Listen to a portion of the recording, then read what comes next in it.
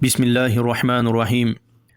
الحمد لله كثيرا وأكبره تكبيرا وسبحان الله بكرة وأصيلا وأشهد أن لا إله إلا الله وحده لا شريك له وأشهد أن محمدا عبده ورسوله صلى الله عليه وعلى آله وسلم تسليما كثيرا.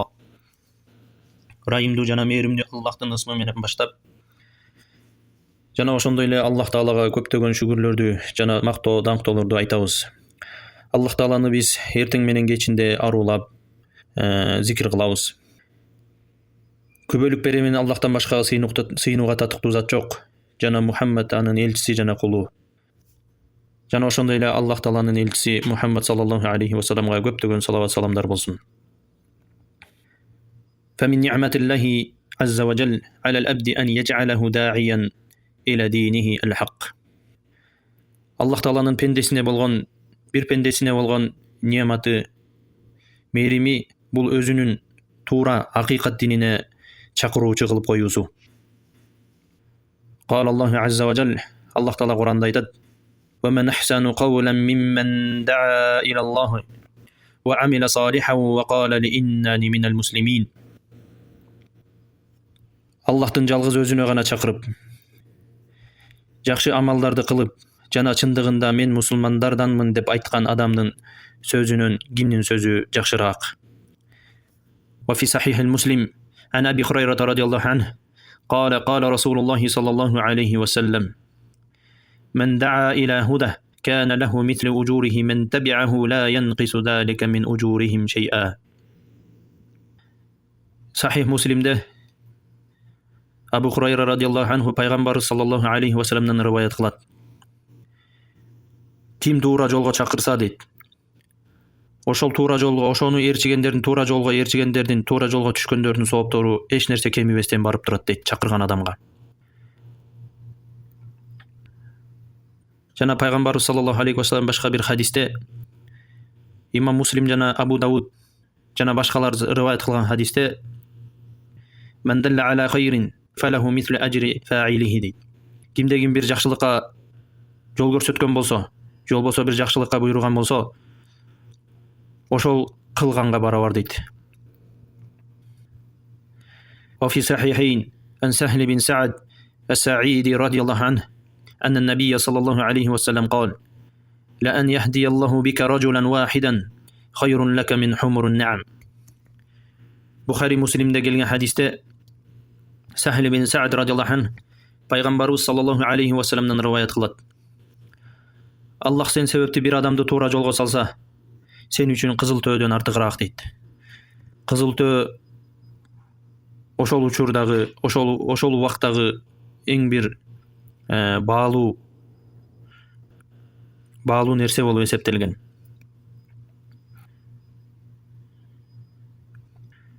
Бүгүнкү биздин окуй турган китебибиз бул Динул Ислам хува динус саада. Ислам дини бактылуулуктун дини деген китеп. Мунун автору Мухаммад бин Хизам хафизахуллаху таала. Шейх Мукбилдин учениги, окуучусу. Бул шейх бул китепти Йеменден Малайзияга сапар кылганда, дават иретинде, дават максатында сапар кылганда, ошол жердеги Малайзия өлкөсүндөгү, Малайзия жериндеги мусулмандардын акыбалын көрүп, мусулмандардын диндеги болгон жахилдигин көрүп, илимсиздигин көрүп, анан ушул китепти жазган. Ошактагы өзү барган мусулмандарга дават кылуу иретинде, жана ошондой эле башка мусулмандарга дагы дават кылуу, жана ошондой эле исламдын артыкчылыктары, өзгөчөлүктөрү тууралуу жазылган китеп.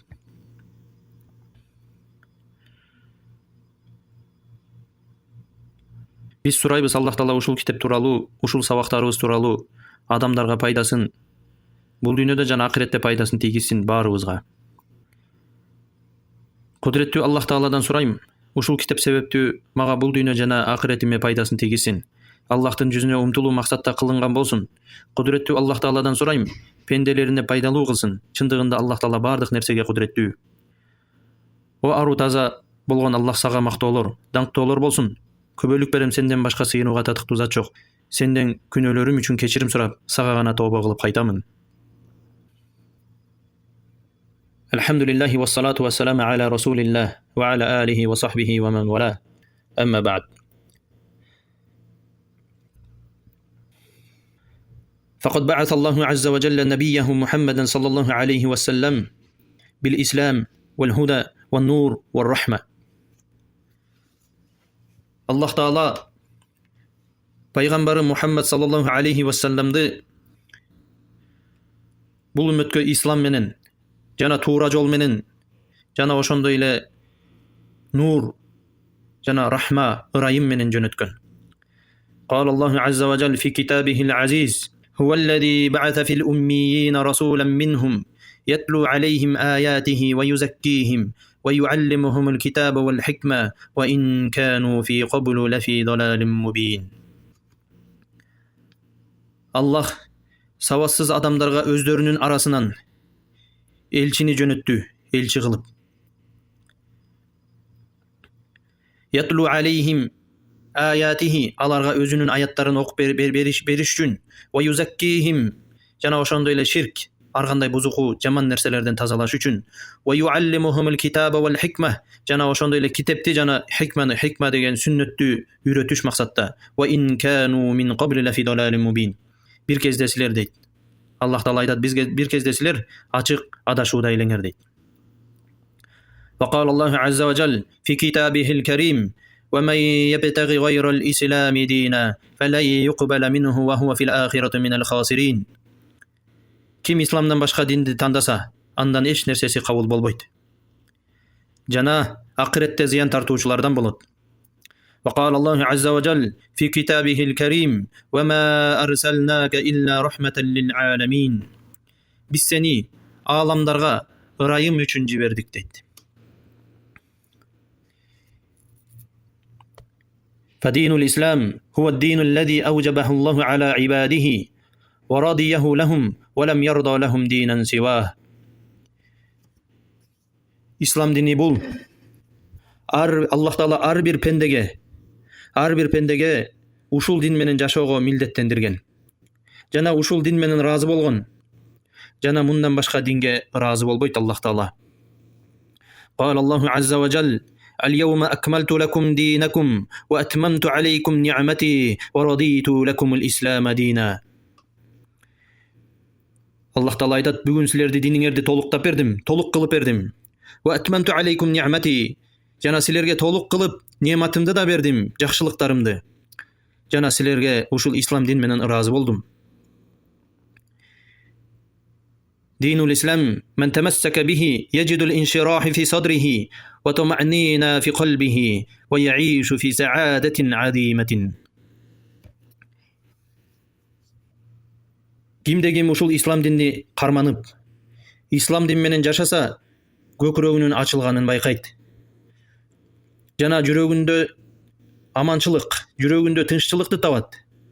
Жана улуу бир бактылуу жашоодо жашайт. قال الله عز وجل في كتابه العزيز ومن يرد الله أن يهديه يشرح صدره للإسلام. Allah кимге туура жолго баштоону кааласа, анын көкүрөгүн исламга ачып коёт дейт. ومن يرد أن يضله يجعل صدره ضيقا حرجا كأنما يصعده في السماء. Ал эми дейт, кимди адаштырууну кааласа, көкүрөгүн асманга көтөрүп бараткан сыяктуу тар кылып коёт. قال الله عز وجل فمن اتبع هدايا فلا يضل ولا يشقى. Ким менин жолума ээрчисе, адашпайт жана бактысыз болбойт дейт. ومن أعرض عن ذكري فإنه معيشة ضنكا ونحشره يوم القيامة أعمى. Ал эми ким менин китебимден жүз бурса, ага тар, оор жашоо болот. Аны кыямат күнү сокур абалда тирилтебиз дейт. قال ربي لما حشرتني أعمى وقد كنت بصيرا.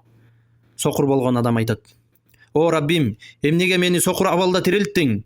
Мен дүйнөдө көзү көргөн адам элем го. قال كذلك أتتك آياتنا فنسيتها وكذلك اليوم تنسى. Аллах айтат ага жооп берет. Дал ушул сыяктуу сага да дүйнөдө биздин аяттар келди эле го.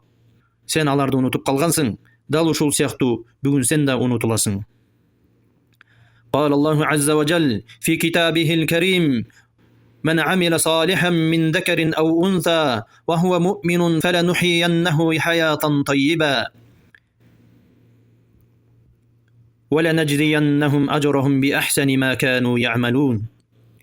Ыймандуу аял же ыймандуу эркек жакшы амалдарды жасаса, биз албетте аларга жакшы жашоо беребиз жана алардын жасаган амалдарынан эң жакшысын дагы беребиз дейт. Субханаллах. Ким Аллахка ыйман келтирип, акырет күнгө ыйман келтирип кыяматка жана салих амалдарды кылса, ал аялбы эркекпи айырмасы жок. Аллах Таала эң жакшы хаятан тайиба дейт. Жакшы жашоо беребиз дейт.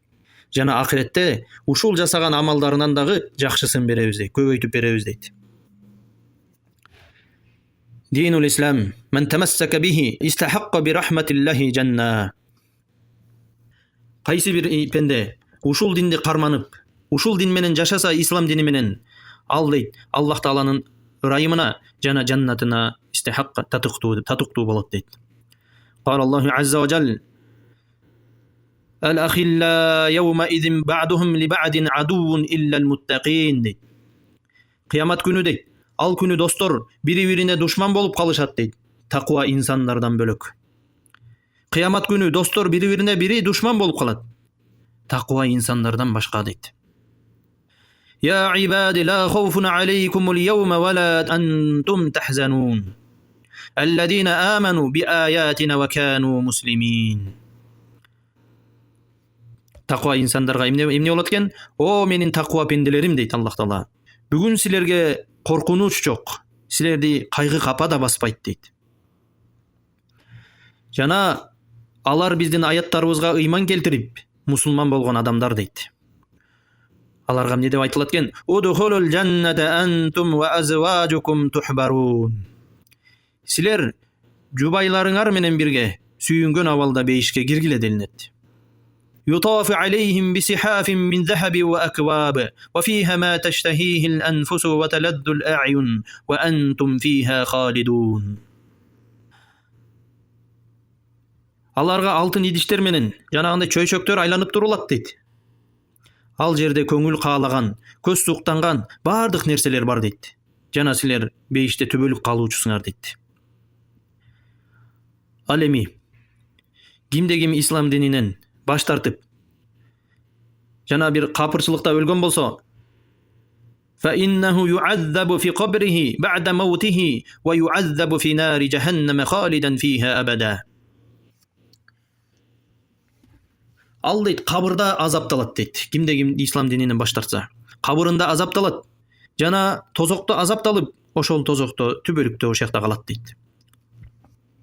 قال الله عز وجل في كتابه الكريم ولو ترى إذ الظالمون في غمرات الموت والملائكة باسطوا أيديهم أخرجوا أنفسكم اليوم تجزون عذاب الهون بما كنتم تقولون على الله غير الحق وكنتم عن آياته تستكبرون. Ne deyt? Sen ошол залымдардын өлүм алдында жана периштелер аларга колун сунуп, жаныңарды чыгаргыла делгенде, бүгүн силер Аллахтын аяттарына текеберленип, Аллахтын атына жалган жалааларды айтканыңар үчүн кордук азабы менен жазаланасыңар дейт. Аллах Таала бизди сактаган болсун. وقال الله عز وجل سنعذبهم مرتين ثم يردون إلى عذاب عظيم. Биз аларды эки ирет азаптайбыз. Андан соң алар чоң азапка кайтарылышат дейт. Бул аятта сануаззибухум марратейн деген эки жолу азапталат дегени кээ бир муфассирлер айткан, тафсир алымдар айткан, бул дүйнөдө тирүү кезинде ар кандай кыйынчылык, азаптар берилет. Ва марратан фил кабри, жана кабырда бир экинчи жолу азапталат. Сумма яруддуна иля нари жаханнам. Андан соң тозокко кайтарылат дейт. Ошо тозокто түбөлүктө калышат дейт. Аллах Таала бизди бул азаптардан сактаган болсун. وقال الله عز وجل النار يعرضون عليها غدوا وعشيا ويوم تقوم الساعة أدخلوا آل فرعون أشد العذاب. Аларга Фираунун элине, Фираунга жана Фираунун элине эртели кеч тозок оту көргөзүлүп турулат. Ал эми кыямат күнү аларга айтылат: Фираун элин эң катуу азапка киргизгиле деп. وقال الله عز وجل إن المجرمين في عذاب جهنم خالدون. Күнөөкөр адамдар тозак азабында түбөлүк калышат. لا يفتر عنهم وهم في مبلسون. Азап алардан азайтылбайт, жана алар анда тозокто үмүтсүз калуучулар. وما ظلمناهم ولكن كانوا هم الظالمون. Аллах Таала дейт: Биз аларга зулумдук кылбадык дейт. وما ظلمناهم дейт. Биз аларга зулумдук кылбадык. ولكن كانوا هم الظالمون. Алар өздөрү зулумдук кылышты дейт. Өздөрүнүн колу жасаган, бул дүйнөдө жасаган себептүү өздөрү азап көрүшөт дейт. ونادوا يا مالك ليقضي علينا ربك قال إنكم ماكثون. Анан ошол азапталып аткан адамдар периштеге кайрылып: О Малик, Раббиңе айтчы, бизге өлүмдү өкүм кылсын. Биз ушинтип кыйнала беребизби, өлүмдү өкүм кылсын дейт. Анан ал периште жооп берет: Силер түбөлүк калуучусуңар дейт. Алар тозокто түбөлүк калуучулар. İslam'dan başlatkanlar. لَقَدْ جِئْنَاكُمْ بِالْحَقِّ وَلَكِنْ أَكْثَرَكُمْ لِلْحَقِّ كَارِهُونَ. Ne deyt? Biz sizlerge hakikat dindi alıp gelgenmiz. Birok sizlerden köpçülüğüңөр аны hakikatты dindi jaman körgönsüңөр deyt. Jaman görösüңөр deyt. قال الله عز وجل والذين كفروا لهم نار جهنم لا يقضى عليهم فيموت ولا يخفف عنهم من عذابها كذلك نجزي كل كفور. Капыр адамдар үчүн тозок отунда күйүү бар. Аларга өлүм да берилбейт, жана азап дагы жеңилдетилбейт. Биз ар бир капырга ушундай жаза беребиз.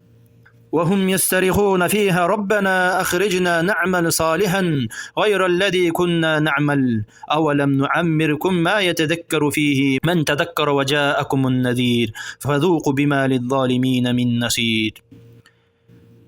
Алар кыйкырып: О Раббибиз, бизди бул азаптан чыгара көр. Жакшы амалдарды жасайбыз, мурдагыдай амалдардан эмес дейт. Биз силерге эскерген адам эсине келгидей өмүр бербедик беле? Жана силерге эскертүүчү пайгамбар келди эле го. Эми азапты тарткыла. Залым адамдарга, зулум кылган адамдарга жардамчы жок. Динул Ислам южиби аля кулли муслим ан ю'тия кулли зи хаккин хаккаху. Ислам дини дейт, ар бир мусулманды милдеттендирет ар бир нерсенин өзүнүн акысын берүүгө. Фаяжибу алал муслим ан юадди хаккаллаху.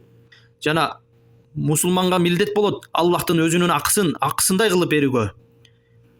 Аллахтын акысы деген эмне? Ва хува ибадатуллаху вахдаху ла юшрику бихи шай'a. Ал дейт, ибадатта Аллахка гана ибадат кылуу, жана сыйынууда Аллахка гана сыйынуу, жана эч нерсени шерик кылбоо. Фала ясрифу ибадатан ли гайрилла. Кандай ибадаттын түрү болбосун Аллахтан башкага арнабо. Фала я'буду шамс вала камар. Жана ошондой эле күнгө жана айга дагы сыйынбо, ибадат кылбо. Валал кавакиб валан нар. Жана ошондой эле отко, жана жылдыздарга, айларга сыйынбо. Валал ашжар валал ахжар. Жана ошондой эле бакка, таштарга да сыйынбо, ибадат кылбо. Валал бакр валал аутан валал аснам.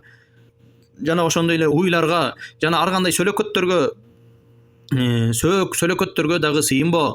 Валал кубур. Жана кабырлардагы арбактарга да сыйынбо, алардан жардам сурообо. Валал аулия валал анбия ва жами'ул ибадати ла тусрафу илля лиллахи вахдаху.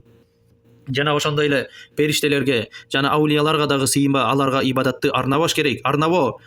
Бардык ибадаттын түрүн Аллахтан башкага эч кимге арнабо. Ибадатты жалгыз Аллахка гана арно. Ошондо биз Аллахтын акысын туура берген болобуз. Мисалы кандай ибадаттарды? Кесуджуд ва руку.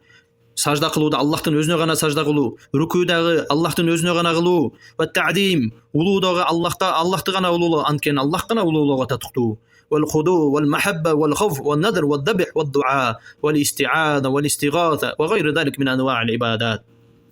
Жана ошондой эле Тақуачылықты Аллахқа ғана қылу, жана Аллахқа ғана сүйүү, башка бир нерсени сүйүү, Аллах үчүн жакшы көрүү, Аллах үчүн сүйүү, Аллахтан ғана коркуу, жана назырды Аллахқа ғана кылуу, курмандык кылганда да Аллахқа ғана арноо, дуа кылганда да Аллахтан ғана суроо, Аллахқа ғана кайрылуу, Аллахтан ғана коргоо тилөө, Аллахтан ғана куткаруу тилөө, жана бардык ибадаттын түрүн Аллахқа ғана арноо, башка эч кимге арнабоо. قال الله عز وجل الله تعالى قرآن دايتат قل إن صلاتي ونسكي ومحياي ومماتي لله رب العالمين. Айткының дейт, менин намазым, курмандыгым, жашоом жана өлүмүм дейт, Аллах үчүн дейт. Аллах үчүн ла шарика лаху, анын шериги жок. Ва бидалика умирту ва ана аввалул муслимун. Жана мен эң биринчи мусулмандарданмын деп айтуу. دين الإسلام يوجب على المسلم أن يؤدي حق نبيه محمد صلى الله عليه وسلم. إسلام ديني مسلمانды милдеттендирет Аллахтын пайгамбары Мухаммад саллаллаху алейхи ва салламдын аксын берүүгө. Аксын берүү деген, пайгамбардын аксын берүү деген эмне бул? هو الاتباع لهديه والإيمان برسالته ونبوته عليه الصلاة والسلام. Ал аксын берүү деген пайгамбарды гана ээрчүү, пайгамбардын сүннөтү менен гана жашоо. والإيمان برسالته, жана анын элчилигине ыйман келтирүү, алып келген нерселерге ыйман келтирүү, анын пайгамбар экендигине ыйман келтирүү жана ээрчүү. عليه الصلاة والسلام. Аллахтын салават саламдары болсун. قال الله عز وجل قل إن كنتم تحبون الله فاتبعوني يحببكم الله ويغفر لكم ذنوبكم والله غفور رحيم. Эгер силер Аллахты сүйчү болсоңор, фаттабиуни дейт, мени ээрчигиле дейт. Юхбибкумуллах, ошондо силерди Аллах таала сүйөт дейт. Ва ягфир лакум дунубакум, Аллах таала ошондо силердин күнөөлөрүңөрдү кечирет. Валлаху гафурур рахим, Аллах таала кечиримдүү жана мээримдүү дейт. وقال الله عز وجل ومن يشاقق الرسول من بعد ما تبين له الهدى ويتبع غير سبيل المؤمنين نوليه ما تولى ونصله جهنم وساءت مسيرا. الله تعالى айтат, кимге туура жол анык болгондон кийин пайгамбарга каршылык кылса жана момундардын жолунан башка жолго ээрчисе, тандаган жолунда жөн коебуз жана аны тозокко салабыз. Ал кандай гана жаман жай. Имам Ахмад рахимахулла айтат, назарту фи мусхаф дейт, мен мусхафты окудум, мусхафты карадым дейт. Фаважатту фихи таатур расул фи 33 мавдуан дейт. Мен ошондо дейт, пайгамбарды, Аллахтын элчисин ээрчүү тууралуу дейт, 33 жерден таптым дейт. Андан кийин бул аятты окудум дейт. فليحذر الذين يخالفون عن أمره أن تصيبهم فتنة أو يصيبهم عذاب أليم. Пайгамбардын, Аллахтын элчисинин буйругуна каршы болгондордун, каршы чыккандарды сен эскерткениң дейт. Ан тусибахум фитна дейт. Аларга бир фитна, бир бузукулук келип калуусунан дейт. Ау юсибахум азабун алим. Жана эң улуу жана оор азап келүүсүнөн аларды эскерткениң дейт. Ушул аятты кайда окуду дейт. Анан жанындагылар сурады дейт, шакирттер, маал фитна. Фитна деген эмне дегенде Имам Ахмад жооп берди. Фитна деген бул ширк деп. Аллахтын буйругуна бир каршы амал кыла турган болсок, Аллахтын буйругун жана Аллахтын элчисинин буйругун, Аллахтын элчисинин буйругуна каршы амал кыла турган болсок, бизге эмне келет экен? Бизге фитна экен. Ал фитна эмне экен? Ал ширк.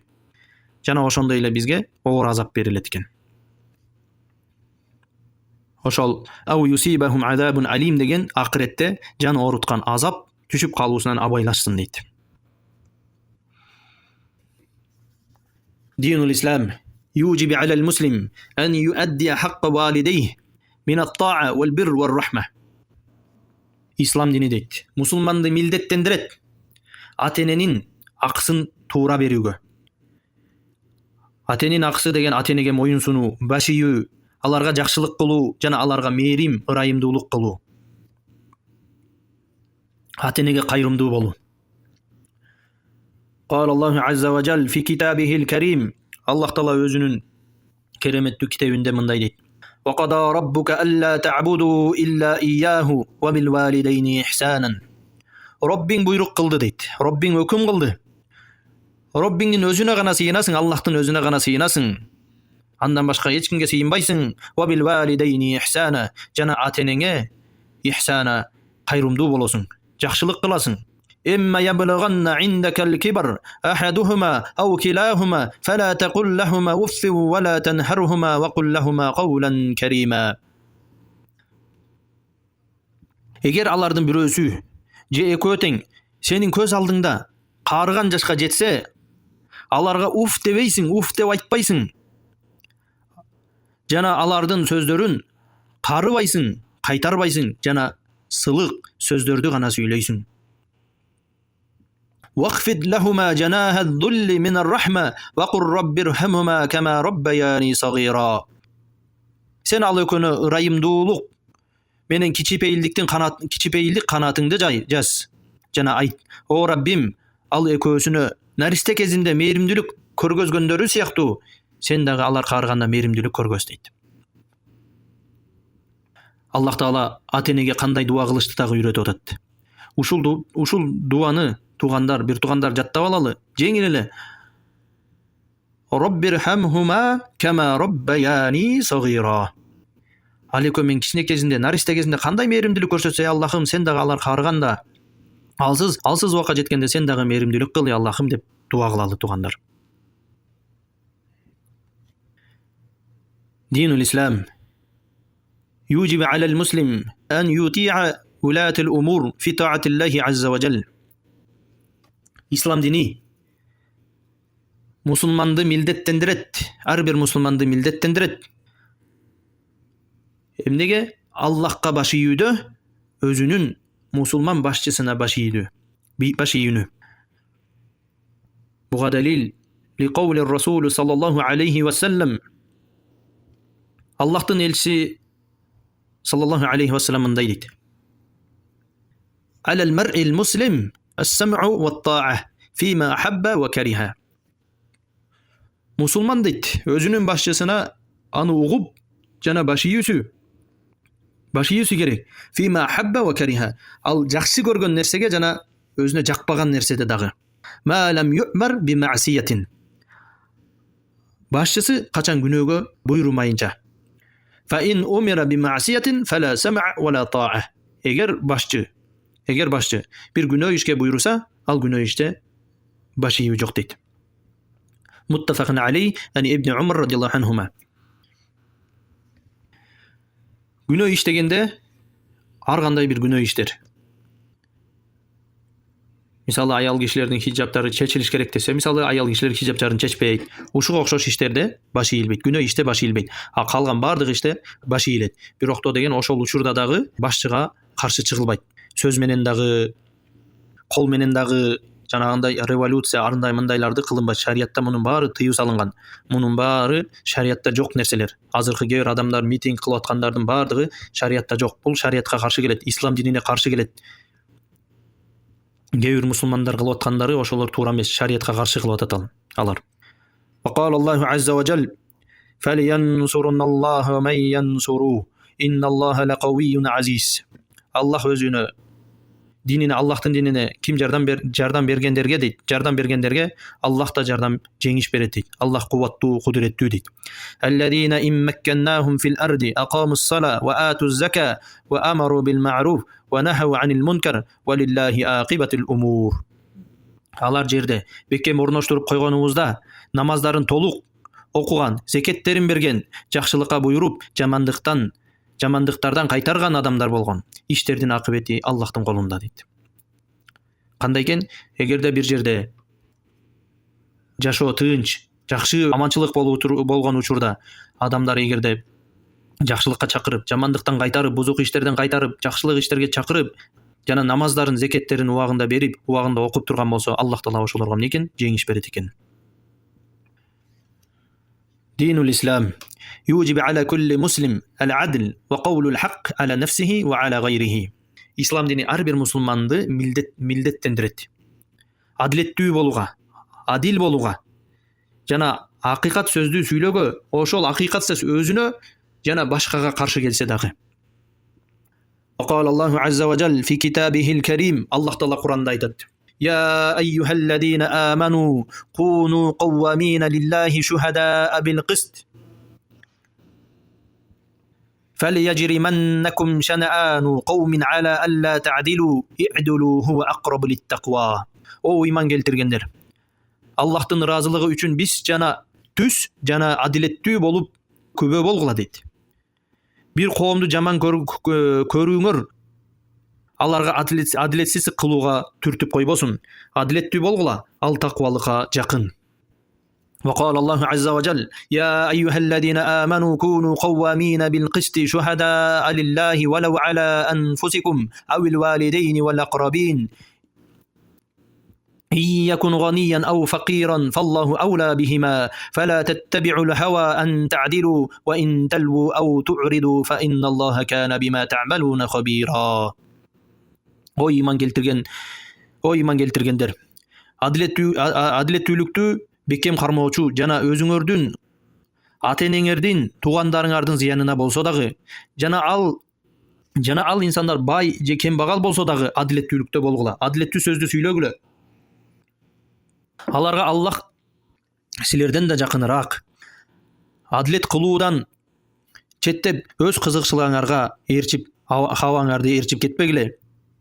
Эгер чындыкты бура сүйлөп, чындыкты буруп сүйлөп, адилеттүүлүктөн жүз бурчу болсоңор, Аллах силердин бардык ишиңерден кабардар дейт.